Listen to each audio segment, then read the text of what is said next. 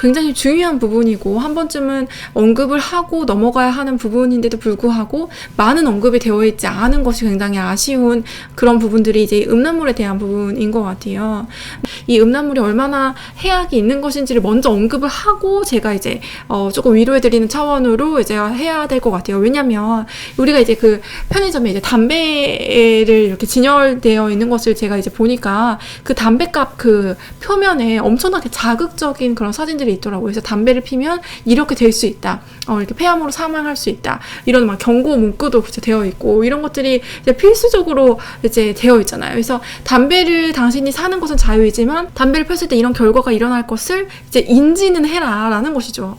근데 이것도 마찬가지예요. 음란물도요. 음란물을 뭐 보는 것은 자유일 수 있겠지만 선택일 수 있겠죠. 그런데 이제 그것을 봤을 때 어떤 결과가 일어나는지를 알고 하라는 것이죠. 제가 이제 오늘 참고한 책이 있는데요. 이제 김지연 약사님의 이제 너는 내 것이라라는 책을 토대로 제가 3가지의 해악을 먼저 이제 말씀을 해드리고 뒤에 어떻게 해야 되는지에 대한 것을 좀 뽑아드리도록 하겠습니다. 그래서 제가 이 해악을 말씀드리는 이유는 이게 뭐 이렇게 정죄하고 막 이렇게 강하게 막 이렇게 막 얘기하려고 하는 것이 아니라 그 담배값에 이렇게 써여 있는 문구처럼 일단은 무슨 일이 일어날지는 분명히 알아야 한다라는 것이 결과적으로는 이제 근본적으로는 사랑이라는 것이죠.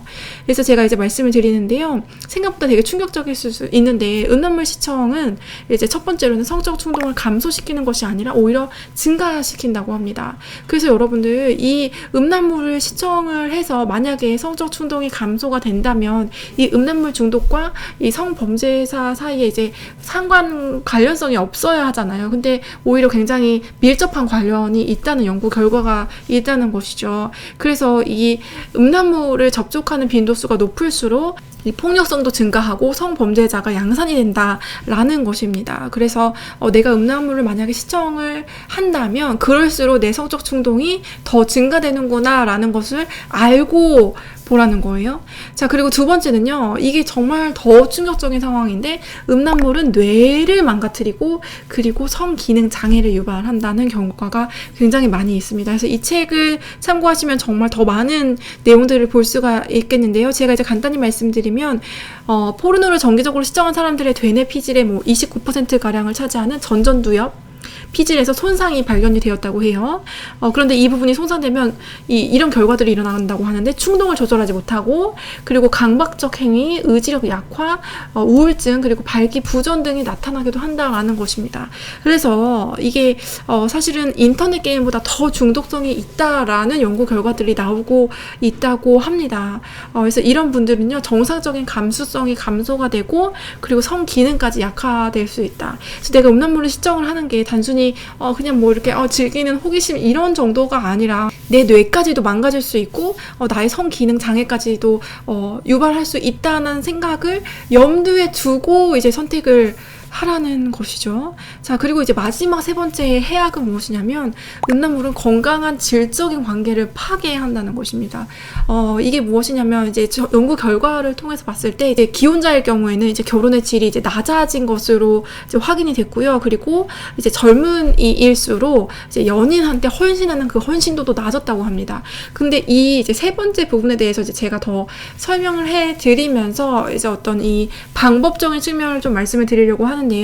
이 음란물은요, 이 건강한 관계의 질을 망가뜨린다는 것이 사실은 어떤 것이 선후 관계인지 저는 좀 약간 헷갈리기는 하는데요. 이게 왜 그러냐면 이 성중독에 관련된 이제 전문가가 이제 지은 책 중에 그 거짓된 친밀감이라는 책이 있어요. 그래서 여러분들이 만약에 내가 조금 성이 중독되어 있는 것 같다라고 생각을 하실 경우에는 이 책을 정말 강력하게 추천을 해드리는데요.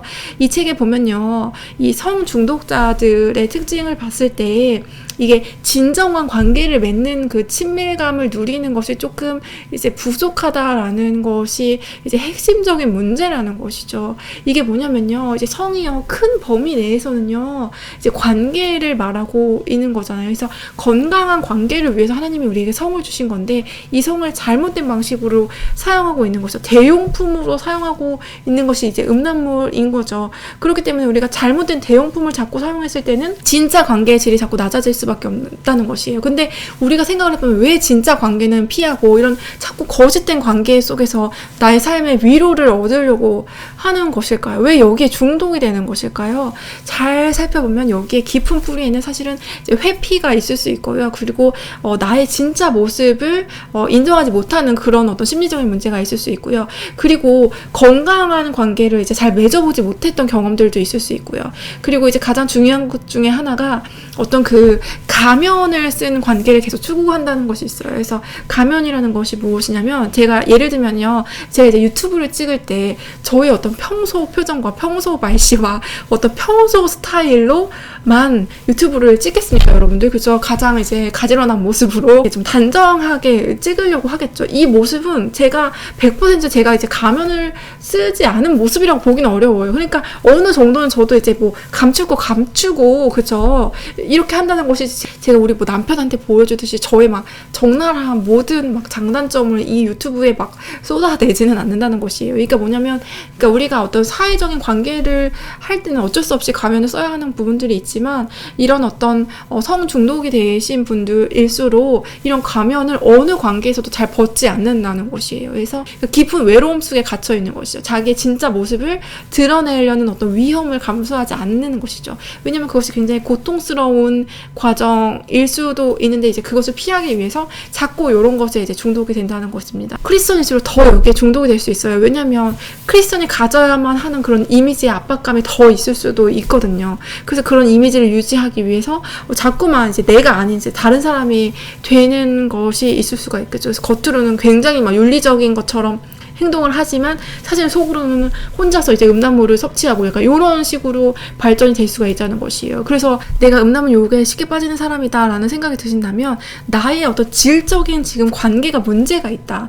내가 정말 솔직하고 적나라하게 내 자신을 드러내는 사람, 그런 우정이 과연 얼마나 있을까? 내가 그 우정에 정말 좀 고통이 수반이 되고 위험이 감수가 되더라도 에너지와 시간과 정신을 투자하고 있는가? 진짜 관계를 나는 맺어가고 있는가라는 것을 꼭 살펴볼 필요가 있을 것 같습니다. 그래서 내가 음란물에 유혹이 될 때마다 전화기를 차라리 붙들고 카톡으로 이제 카톡을 하나 더 보내든지 아니면 전화를 하나 하시든지 해서 진짜 나와 그리고 진짜 어떤 타인을 만나는, 그렇죠? 투명한 유리알처럼 서로를 만나는 그런 관계를 추구해 나가실수록 사실은 이런 충동들이 더욱더 이제 줄어들지 않을까라는 생각이 듭니다. 제가 오늘 말씀드린 그 거짓된 친밀감이라는 책을 이제 구매를 하셔서 이제 진지하게 이제 보시면서 한번 점검을 스스로 해보시는 시간을 꼭 가지셨으면 좋겠습니다. 네, 아무도 이제 음란물을 통해서 내 뇌가 망가지고 이제 중독자처럼 변하게 되는 것들, 이제 건강한 가정을 파괴하는 것을 원하지는 않을 거란 생각이 들어요. 하지만 우리가 이것들을 이제 뭐 알았든 몰랐든 이런 것들을 계속 반복했을 때는 이것이 이제 죄이기 때문에 당연히 이제 부작용들이 일어난다라고 하는 것입니다. 그래서 우리가 뿌린 대로 거두는 건 어쩔 수 없는 이치인 것 같아요. 그래서 우리가 영적으로 하나님이 하시지 말라고 하신 데는 분명한 이유가 있다. 이런 어떤 과학적인 이제 증명들이 없더라도 우리가 하나님께 순종하는 삶으로 더욱더 나아가야 할 것 같습니다. 네, 지금부터라도요, 우리가 돌이키고 회개하고 이제 진정한 관계의 방향성으로 하나님한테서부터라도 먼저 이렇게 우리의 솔직한 이제 희노애락을 이제 나누는 것부터 이제 시작을 하셨으면 좋겠습니다. 오늘 컨텐츠 들어주셔서 너무너무 감사드리고요. 다음 시간에 찾아뵙도록 할게요. 샬롬. 심리학하는 교회 언니 헵시바.